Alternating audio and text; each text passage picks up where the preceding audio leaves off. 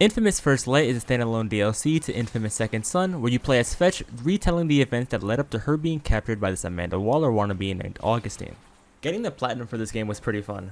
Neon was my favorite power in Second Son, so utilizing a souped up version of that was just awesome. This is my first ever platinum video, so if you guys enjoy, please drop a like and comment down below any feedback you might have or any games you want to see me platinum. Alright, let's get it. At the start of the game, we see Fetch talking to her brother Brent as they're setting up a boat about to leave Seattle. Brent, wanting to get his money up, not his funny up, wants to do one more job before leaving. Before we reluctantly agree, a cop pulls up looking for Brent, so we go out to distract him. To avoid being arrested, we challenge him to a foot race and hit the neon dash on him, easily outrunning him. After evading the cops, Brent tells us about a duffel bag full of money, so we go to the apartment it's in. Once we get there, we find our current gang members trying to take it for themselves, so we give them a little light show to distract them. In response, they thank us by leaving us a package that makes us so happy we fly out the window. After landing, we decide to juice up and make our way back to Brent so we can leave Seattle. By the time we get there though, the boat blows up with Brent nowhere to be found. We flash forward to the present where Augustine starts teaching us how to control our powers, teaches us about weak points, and I have a lot of fun just one-shotting everything in this room. At the end of this tutorial section, we end up unlocking our first arena, which we need to get a score of 500,000 in for a trophy, but I decide to do that later and press on with the story. We go back to the past with Fetch sitting by the wrecked boat wondering what to do next. Then, this great value Shawn Michaels walks up, also apparently looking for Brent. Turns out this is Brent's boss, and we make a deal with him to help each other find Brent. We run to this neon sign where Fetch does a little trick which spawns neon gas around the map which allows her to run faster. It's here where we're introduced to 2 of the 4 collectibles we need to collect all of to earn their respective trophies, which are the Neon Lumens and the Lumen Races.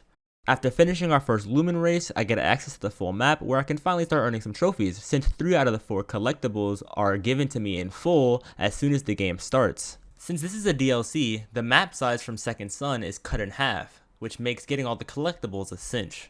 But before we can start collecting, some current gang members pull up on us, which gives us the perfect opportunity to give them part 2 of our light show, even ending with a big finale.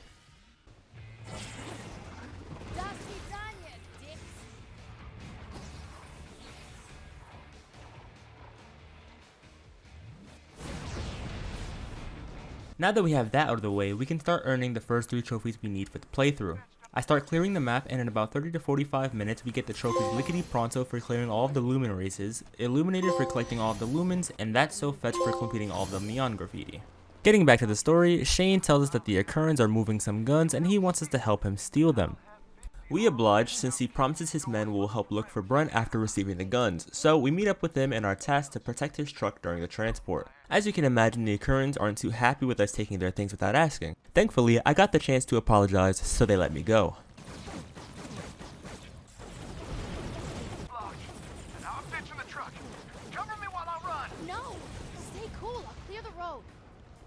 After a few more apologies and one minor accident later, we finish the mission.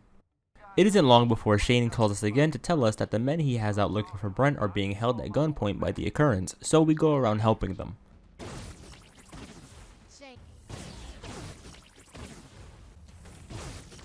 Shane, you guys okay?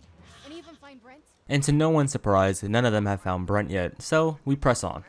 We pick up in the next mission meeting someone named Jenny who's assigned to help us track down an current lieutenant who's been human trafficking. We do this by using the cameras throughout the city to see where the lieutenant was earlier in the day and follow his trail. As we do this, we make small talk with Jenny and ask her why she's helping us. She responds by saying that she needed something from Shane, and when we ask her what it was, she gives us a warning. What you need? Just don't get in too deep with this kind of stuff.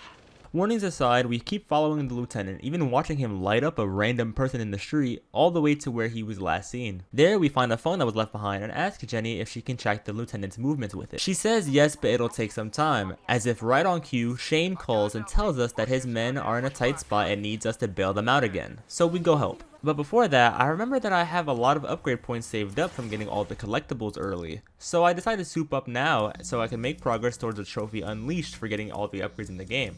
After sniping some more of the Occurrence, it's at this point where Shane's true motives kinda start to slip out a bit. Come on, don't be sour. We're whooping ass here.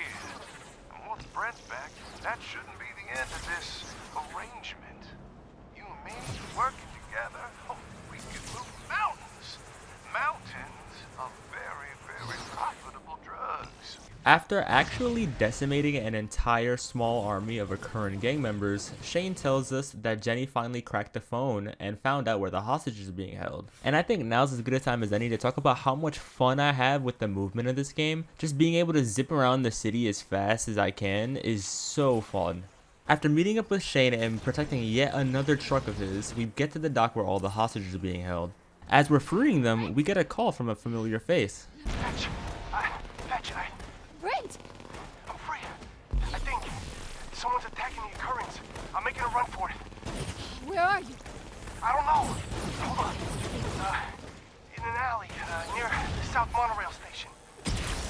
Oh no, they're coming back. I gotta hide. Brent? Brent! After the call abruptly ends, we immediately make our way over to the alley Brent said he was in. Brent! This. Oh my god. Come here. Hi, Brent. I'm so sorry, darling, but I'm gonna need to put you on the payroll. At least till I get set up around town, then I promise you will get him back. Fetch, don't. Scout's honor. Don't do this. Just a few more jobs. Fetch. No. Here we get an amazingly illustrated monologue as Fetch talks about her and Brent's time being homeless, eventually turning to drugs and getting addicted. While Brent managed to kick it early, Fetch had a much harder time. And it's only after this monologue where we finally get our second story-related trophy cracked. Afterwards, we come back to the present where we show Augustine our status blast. It's here where I actually earned 2 more trophies towards the platinum, which are Fish in a Barrel for 25 weak point and status skills, and Novice for completing 25% of the challenges. Also in this section, I make sure to overload any turrets that spawn to make progress towards the trophy down the line. We come back to the past and Shane calls us to tell us that some of his guys got locked up by the DUP. I didn't mention this before, but the DUP is essentially a government organization tasked with locking up anybody with powers. And due to our recent missions for Shane, they've been drawn to Seattle. Now that we got that out of the way, we go bail Shane's men out again. Flunkies, you up? Okay, guys, hit the bricks.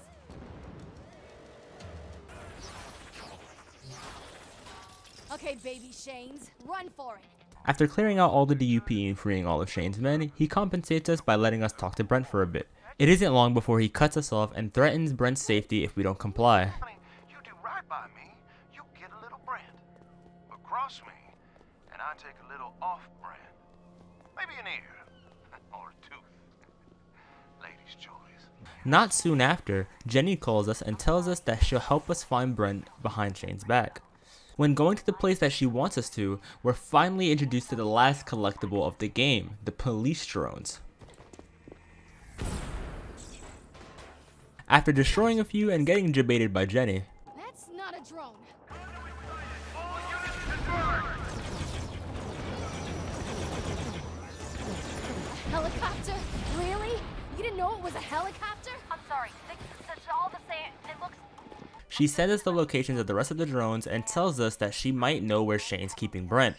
But before dealing with that, I go across the city to knock out all the drones. Bet you didn't see that. Text. Someday. 90,000. Yeah. And upon coming up to the last drone, I earn the trophy, Blackout. I also make sure to stay on top of my upgrades before starting the next mission. Starting the next mission, Jenny calls us and tells us that she thinks Shane is keeping Brent in one of 4 cargo boxes. She says they're guarded and we have to move quick or else Shane will catch on. So that's exactly what we do, taking out all of the guards and opening up each box, but to no avail. What's going on, Jenny? There's no one in here. I don't know. There's only one left. He has to be there. When we open the last box and see nothing's inside, we realize we've been set up and try to call Jenny, but Shane picks up. He says he knew about our plan, and when we try to ask for Jenny, he says, Too late. He's already stepped outside. Although, if you hurry, you might be able to catch her. we hurry and dash to where Jenny's phone signal is, but You see now, Fetch, I did what Jenny forced me to do. She knew the price of betraying me. The question is, do you? when we finish the mission, Shane tells us to meet him on top of the Pioneer building, saying he wants us to kill some cops. When we get there, he tells us that he wants to have a meeting with the police chief, but he's surrounded by guards, which he wants us to deal with. We bargain with Shane and tell him that instead of killing them, we can distract them and lure them away. So I picked the most effective way of doing that. Whatever you're doing, keep it up. Cops are looking antsy. Starting for their cars. Keep raising hell. After we finish luring the cops away, Shane wants us to come by and bodyguard the meeting. After sniping out all the guards, we ask Shane where our brother is, and surprisingly he actually tells us. He says he's in a building 3 blocks away and that we can freely leave Seattle. So we immediately dash over to where he is. And to no one's surprise, Shane betrays us, saying that because the DUP's in town, we're just a liability. He tries to poison us, but we have another flashback of time with Brent, which gives us enough strength to break out and unlock the next story trophy. Coming back to the present, we show Augustine our new power, the heat-taking missiles, and go through a couple of waves of enemies getting used to it while also being introduced to new enemy types. Going back to 2 years prior, we wake up and completely obliterate 2 of Shane's men while plotting our revenge on Shane. We take one of their headsets and realize that Shane is moving a couple of trucks of drugs, so we decide to destroy them to lure Shane out. There are a total of 6 trucks, so one by one we go to each, destroy the drugs, and tag the truck. All the while, we keep calling Shane trying to gaslight him into telling us where Brent is. When I get to the last truck, I decide now is the perfect time to go for the Bada Boom trophy, which is for hitting 25 enemies in a row with the homing rocket, since there's a whole wave of enemies coming at me and I just unlocked them. At the same time, I'm grinding some challenges to make some progress towards those trophies and end up earning the trophy Professional for completing 50% of the challenges. A couple minutes pass and I also end up earning Bada Boom. After finishing the last graffiti, Shane calls us and tells us to meet him, to which we happily oblige. We get to the meeting spot, take everyone out with our super, and head inside. When we get inside, Shane forcefully injects us with drugs, and now we're in the fight of our lives, having to fight off the DUP and the effects of the drugs. Eventually though, the effects become too much for Fetch and she starts hallucinating moments from her past, specifically the moment where her parents called the DUP on her. It's for your own good. Calling up the DUP? Unloading me because I was a problem? She continues to try and resist, blasting away all of these hallucinations, but eventually...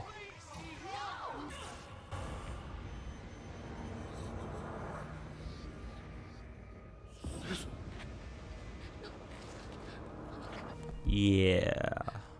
Honestly, I knew this was gonna happen because I played Tekken Sun, but seeing it in the moment still hurt. I feel like now's as good a time as any to mention that if you know anyone with a drug addiction, please try to get them help. All it takes is one bad move and it's all over. After this, we flash back to the present where Augustine is using her best manipulative strategies to get Fetch to use her anger for her own benefit. She reveals that she brought Shane here to get Fetch to kill him, and given the mental state Fetch is in currently, she's more than happy to do it.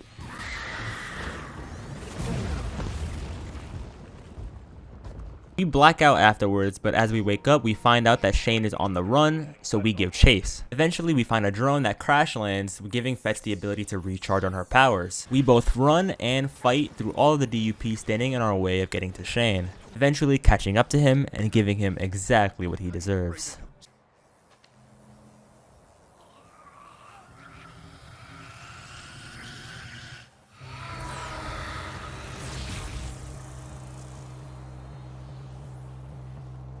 And that was Infamous First Light. And as the credits wrap up, we earn our final story-related trophy, She's Ready. Now that the story is done, it's time to grind the upgrade trophy, all of the arena trophies, challenges, and all of the miscellaneous combat trophies. I don't want to bore you guys with all of the arena grinding, so I'm going to try to go through these pretty quickly. In the Alpha Rescue Arena, I earned the Alpha Rescue Diamond trophy for getting 500,000 points. Next, I do the same for the Alpha Survival Arena. Moving to the beta arenas, I do the exact same thing there, as well as restarting to get the Great Responsibility trophy for saving 50 hostages. Beta Survival Diamond is next, and in the same arena, I earn Event Horizon for defeating 50 enemies with my super. Also in the same arena, I earn Turret Syndrome for overloading 25 turrets, as well as Expert for finishing 75% of the challenges. And in the last unlocked arena, I earned the Gamma Survival Diamond trophy. Now it's time to backtrack and clean up all of the rest of the trophies. Going back to the Alpha Arena, I earned Perfectionist for getting all of the challenges done, as well as Top of the Class for getting 10 million points. That gave us the final upgrade points we needed to earn Unleashed for getting all the upgrades, and... I love that sound. And that wraps it up. This game wasn't hard to platinum, but it was fun. I highly recommend this game and Second Son for 2 easy and fun platinums. And remember, be sure to comment down below about what you guys liked, but also let me know what you think let me know what you guys think I can improve upon. I want to make more of these videos and I only want them to be better than this one. But until then, thank y'all for watching again, and please check out my other stuff if you like what you see. I also stream on Twitch every Monday, Wednesday, and Friday, so go check that out too if y'all want to catch me live and hang out.